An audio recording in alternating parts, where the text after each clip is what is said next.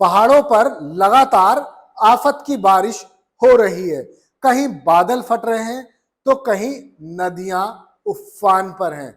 अब तक 22 लोगों की मौत और 13 पुल टूट चुके हैं।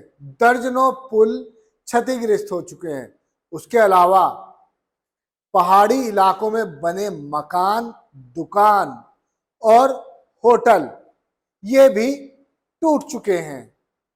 इसका मतलब ये हुआ कि अब तक पहाड़ों में करीब हजारों करोड़ का नुकसान हो चुका है। हिमाचल की बात करूं तो हिमाचल में नुकसान का आकलन करीब 5,000 करोड़ का किया गया है। उत्तराखंड में यह नुकसान करीब 4,000 करोड़ का है। जम्मू कश्मीर में तो बहुत ही ज्यादा नुकसान हो चुका है। पंजाब आधा तबाह हो चुका है। इस वीडियो को आप आखिरी तक देखिए तो आपको समझ आ जाएगा कि प्रकृति से खिलवाड़ करने का क्या अंजाम होता है। नमस्कार, आदाब, मैं हूं मोहम्मद इमरान। आपने जमीन घेरी और आलीशान मकान बना दिया और कहीं रिजॉर्ट बना दिया। इतना ही नहीं, कहीं बड़ा शॉपिंग कॉम्प्लेक्स बना दिया और कहीं पूरी मार्केट बना दी। और ये जमीन थी नदियों की।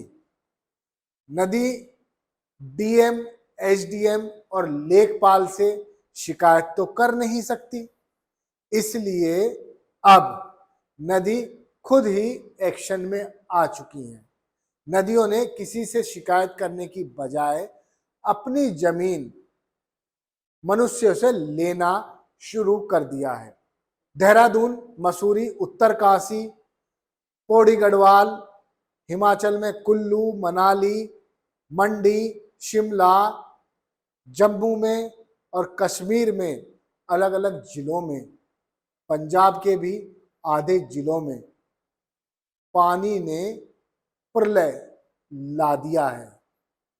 जो जमीन नदी की घेरी गई थी, अब नदियों ने वो जमीन खाली करा दी है। आपको लग रहा था कि आप पहाड़ों पर जाएंगे और जमीन घेर लेंगे। पहाड़ों पर इस वक्त आफत आई हुई है। जहां भी नदियां अपनी जमीन लोगों को कब्जाए देख रही थी, अब उन्होंने अपनी जमीन को कब्जा मुक्त करा लिया है।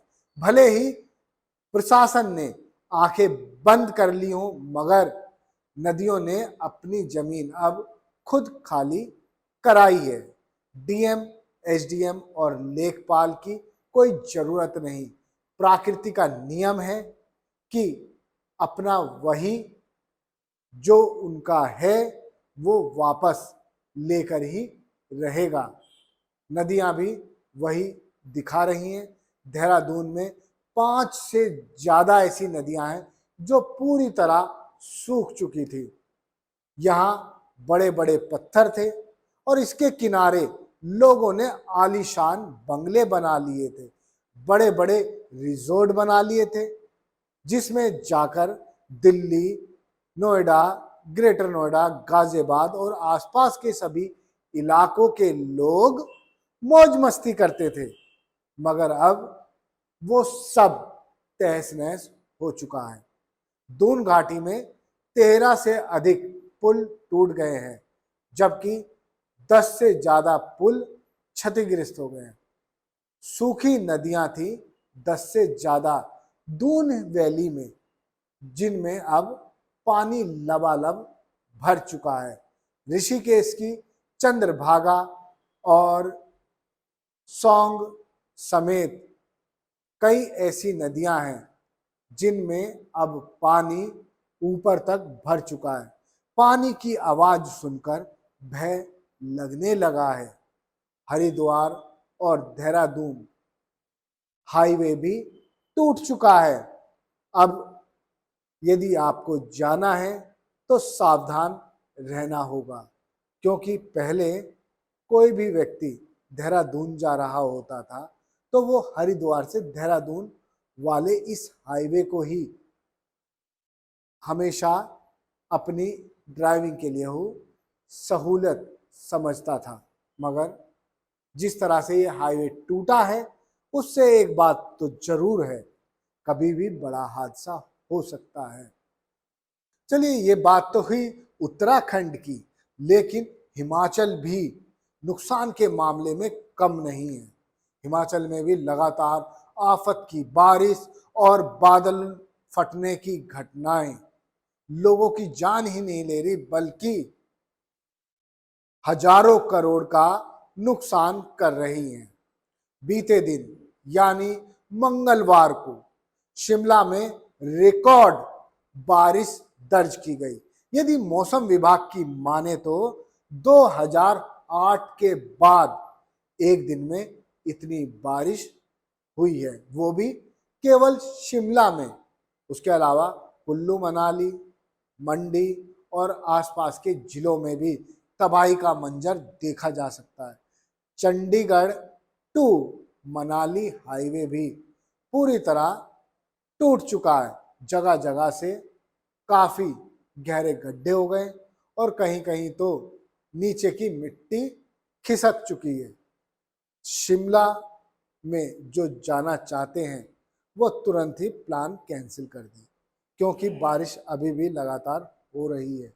उत्तराखंड, हिमाचल और पंजाब इस वक्त नदियों के गुस्से को सहन कर रहा है।